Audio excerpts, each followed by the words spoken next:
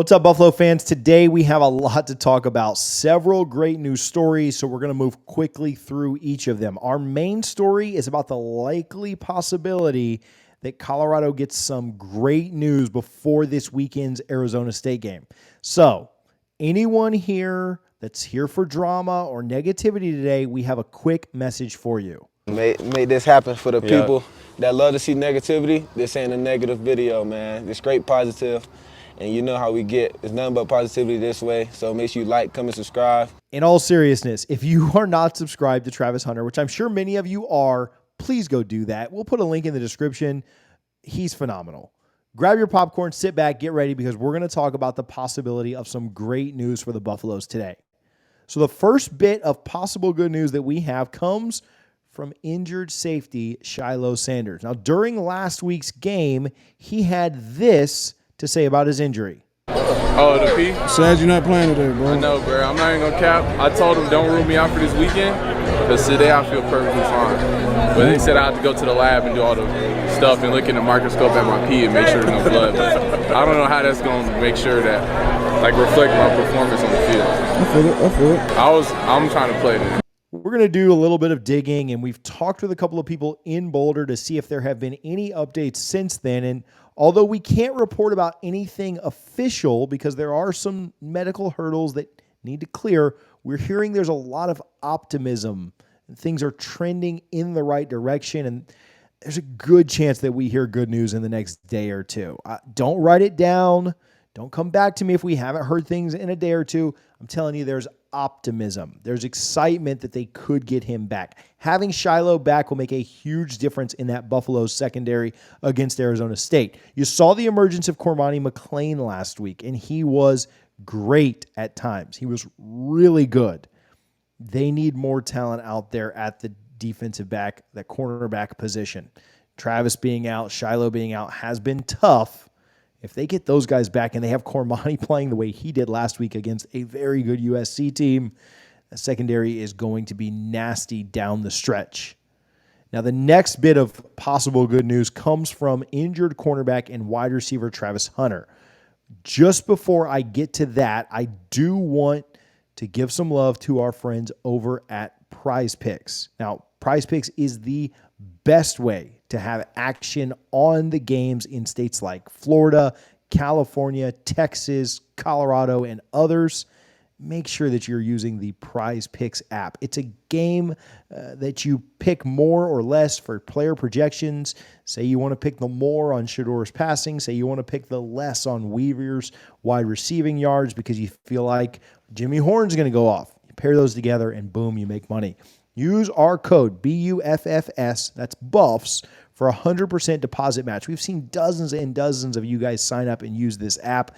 PrizePicks loves you guys because you guys are crushing it. You're also telling your friends about it, which is really cool. Share the code with them, Buffs. Get them a deposit match too, up to $100.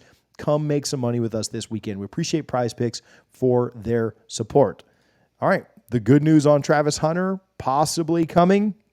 Let's take a look at it. During last week's game, ESPN reporter Adam Rittenberg had this to say about his injury.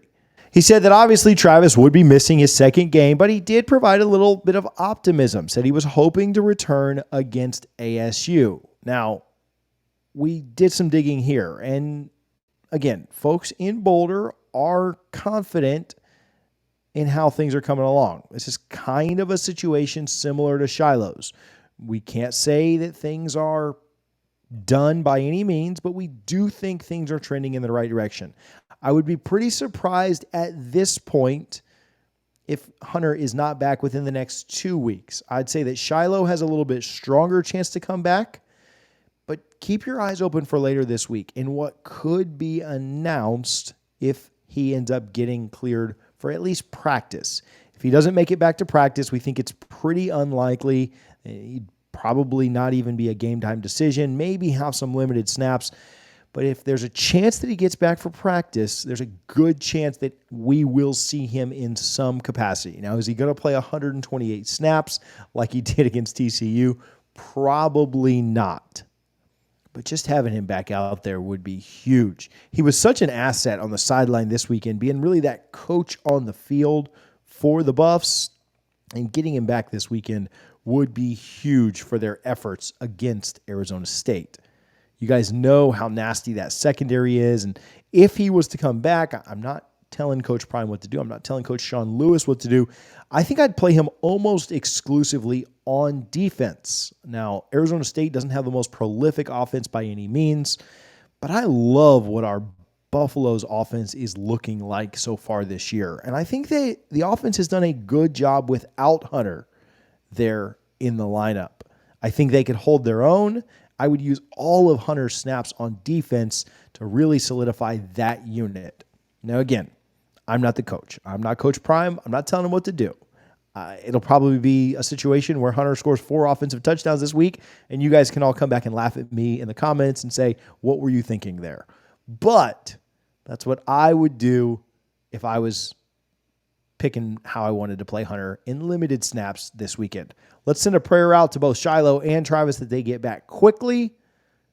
Let's send positivity their way as well because we want to see them back out there on the field. All right, next story is about Denver Nuggets NBA champion MVP Nikola Djokovic. Yesterday, Djokovic was asked if he knew anything about Deion Sanders, and he might be the one person in the state of Colorado who had this answer. Nicole, do you know much about Deion Sanders? Sorry. So, not going to lie at all, this cracked us up. If you've seen what this man can do on the basketball court over the last few seasons, it's really not a surprise that he doesn't know who Coach Prime is. He probably doesn't know who Joe Biden is either, if we're being honest. In fact, we're going to bet someone that's beating down the rest of the NBA like the Joker does isn't spending their time doing anything outside of studying and practicing basketball. In fact, if you can remember back to the NBA Finals when he won the championship, they asked him about the party and if he was excited about the parade, and he said, no, I'm just ready to go home. He treats basketball like a job. It's hilarious to me because, again, he's probably the only person in the state of Colorado who doesn't know who Coach Prime is, and that just kind of makes me laugh for whatever reason. Final story today, Travis Hunter and Henry Blackburn. For those of you who don't know, Henry Blackburn was a Colorado State player who injured Travis Hunter on that late hit out of bounds. Well, Travis did something you rarely see people do. He took the high road, and he chose to forgive Henry, and they recently met up for a friendly game of bowling. Check that clip out. If he's him for real on the bowling alley. We're going to see if I'm About to him see. for real. They already know. You already know. I'm right there on the bowling alley. Matter of fact, come to my bowling alley.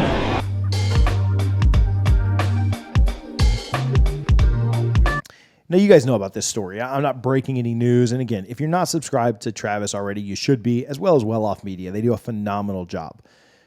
What I think that this is most symbolic of is not only the kind of character that Coach Prime has when he's recruiting players, but it's also his legacy and his actions that are speaking through guys like Travis when they do this. Travis could have very easily just ignored this situation, and I don't think he ever would have said anything to Henry in a negative light. But I believe the reason that Travis did this is because of the death threats and the awful things that people were saying to, about, and toward Henry and his family. And I understand being upset with the kid for making too physical of a tackle, having a cheap shot out of bounds. I totally get that. I was frustrated in that moment as well.